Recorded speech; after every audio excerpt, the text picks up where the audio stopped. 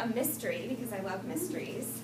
This is A Study in Charlotte by Brittany Cavallaro, and it's kind of a takeoff on the Sherlock Holmes story.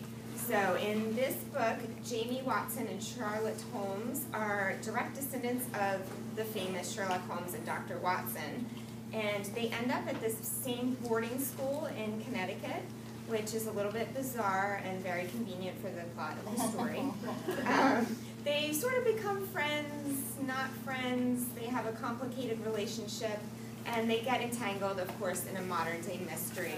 They have to try and figure out who the killer is, and they have to figure out their relationship also. So it's very exciting, it's fast-paced, it's interesting, it's messy, it's very gritty. And it's a unique kind of mystery story. So this is another story that is about difficult choices. So for most of his life, the main character in this book, his name is Henry Denton, he has been abducted by aliens. But now he is in a predicament. The aliens have given him an ultimatum, which is that he has to choose in 144 days whether or not the world will end. Despite the pain in his life, should he not push the button, can the moments of beauty and happiness outweigh the pain? So it makes you definitely ask the question of yourself, what would you do if you were faced with a choice like that? This tells the story of a real person, Dmitri Shostakovich, who also was faced with a really difficult choice. And he was a musician and composer. He lived under Stalin during World War II and the years leading up to it. And during the war, his home city of Leningrad experienced a massive amount of bombing. People were dying, they were starving to death, the city was under siege for 3 years. So if you're not familiar with the story, it's a really fascinating one. If you're interested in history or music or time periods where politics were very complicated, you might be interested in this. It really reads like a fictional thriller, not as fast-paced as some, but really very interesting. This is a contemporary book set on the eastern shore of Maryland, and Ivy Milbourne comes from a long line of very talented and very tragic women. She's raised by her English professor grandfather with the expectation that she too will grow up to be something extraordinary. However, Ivy's convinced that she's really just very normal. And she looks forward to having a really normal summer with her friends. It's right before her senior year of high school, and she wants to just have a good time before she has to start worrying about applying to college and planning her future. It's really beautiful. It's a story about family and friendship and growing up and figuring out how you fit into your family. It is like the badass, ride or die, best friends, girl power fantasy I've been waiting like my whole life for. Political intrigue and this like really awesome best friend story, like at the heart of everything. I just love like girl power magic, and that's exactly what this book is. And this time I have 3 words for you, and that is time traveling pirates.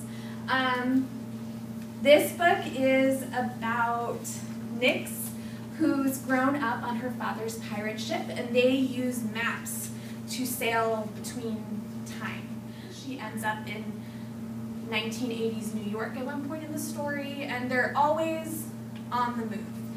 It turns out that her father, who's addicted to opium, is chasing one map in particular, the map that can bring him back to 1860s Hawaii to save the one person he loves more than anything, Nyx's mother, who died in childbirth. So our main character, Mira Van Nuel, lives on a small island called Haven, which is off the coast of New Jersey. And this is the story of the hurricane that hits the island fast and hard. It's an unpredictable storm. Mira, because the storm wasn't predicted, she's home alone. And it's basically a story of, can you survive being that terrified and being alone? If you read the story, you'll find out what happens to her, what choices she makes, and where those choices take her. So it's a lovely book. This one is set against the backdrop of World War II. You're going to notice that's a theme with me. It's told in 4 voices of 4 totally separate characters who are scheming to get on this ship called the Wilhelm Gustave. Spoiler alert, it sinks. So this is just about like struggle and tension and can we get on the boat? Can we survive? What do we need to do to survive? It's like a thriller, it's beautifully written. So if you like World War II, which I assume everyone does, and you want to read about like a true shipwreck, but with fictionalized characters, you should definitely get this book. It centers around a teenage main character who's supporting her family during the Nazi occupation of Amsterdam by like smuggling stuff and like chocolate or clothing or shoes. Like she's just like a smuggler. That's what she does. And one of her clients is like, listen, I was hiding a Jewish girl in my cupboard, like you do in World War II. She's missing. I never saw her leave. Can you help me find her? And the kid's like, no, dude, I smuggle stuff. I'm not trying to get involved. Like, whatever. I'm just trying to live. But she does get involved, and it's just this tense search around the city, and then you get to the end, and what you think is going to happen is like unfolds, and then something else, but then there's another twist at the end, and you're like, what even happened? I almost always see the twist coming at the end. I did not see the first twist. I did not see the second twist coming. It was very exciting. I had a lot of chills. Maybe also don't read this in the dark when you're feeling vulnerable. So good, you guys. It's so, it's like, oh. This is probably like one of my favorite books that I've read so far this year. I'm so excited by this. It's so good. So this book is about a girl called Cassandra who is basically looking to take over her place in the family business.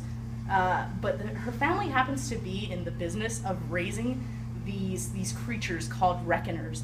They're like gigantic, like we're talking ship-size creatures that are like half turtle, half lizard, like, and they roam the seas protecting ships. They like bond with a ship and they follow them throughout the whole Pacific Ocean, like to protect them because there are pirates. The pirates they're super fun, but anyway, so on her first voyage, Cassandra goes out to sea with this reckoner called Durga, who is huge, gigantic, supposed to protect the ship.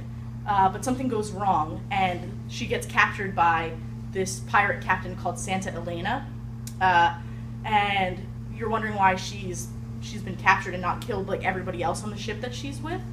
Well, it's because the pirate captain, Santa Elena, has managed to get a reckoner pup of her own, and she needs Cass to train the pup so that it can protect the pirate ship. You've got Batwoman, who's like my favorite superhero of all time. She is literally like a Batwoman. She plays baseball. She beats up people with a baseball bat. It's incredible. Supergirl, they actually make her sisters with Stargirl, who's a superhero I don't know too much about, and they're like Russian defectors. Wonder Woman is the same. Like, her origin story is already set in World War II, so they were just like, oh, we don't have to change too much there. Yeah, but even if you don't know anything about these characters, like, you don't need to, because this is an alternate reality. Like, this is not canon, as they say. So you can read this without knowing anything. Volume 2 is already out. They're releasing issues monthly, and they just announced at New York Comic Con that the author of this is going to be writing a relaunch of Batwoman. It's her telling her own story. It's a really honest book. It's very beautiful. She talks about what it's like to be a transgender teenager. She describes kind of her earliest memories of knowing that her body didn't match kind of her assigned gender. She talks about how she communicated that to her parents, who are very loving and supportive. She had other adults in her life, maybe not so supportive. But it's a very important story for anybody who cares about human rights, LGBTQ rights, and I like the fact that it's her voice telling the story. So the first one, this is Exit Pursued by a Bear by E.K. Johnston. So we have a really different kind of main character from the last two books. She's very popular. She's a cheerleading captain. Her name is Hermione Winters. She does live in a small town. She's kind of the star of the town. But then she is sexually assaulted at a party, and her life turns into her being a pariah. And this book kind of tells the story of something awful, but not something that's a tragic tale, and Hermione is not a tragic character. She's very strong, she's very determined. She clearly is wounded, but she is in control, and she makes some really strong and powerful choices for herself through this book. 16-year-old Rashad, he goes into a corner store to buy a bag of chips. Really faster than he can even process. He is accused of stealing by a police officer in the store. Then the officer is telling him he's under arrest, and then he's on the ground outside. He's barely conscious. He's really badly beaten by this police officer, but he does survive. And then the story becomes kind of the what next. So the other perspective is 16-year-old Quinn, who's a white kid who witnesses the attack.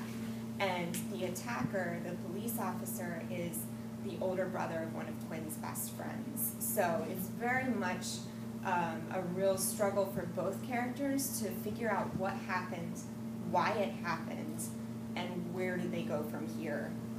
So I think this is a situation that we've maybe read about or heard about on the news. Maybe some of us have experienced things like this, but this book kind of takes the two perspectives and looks really closely at what is the what next.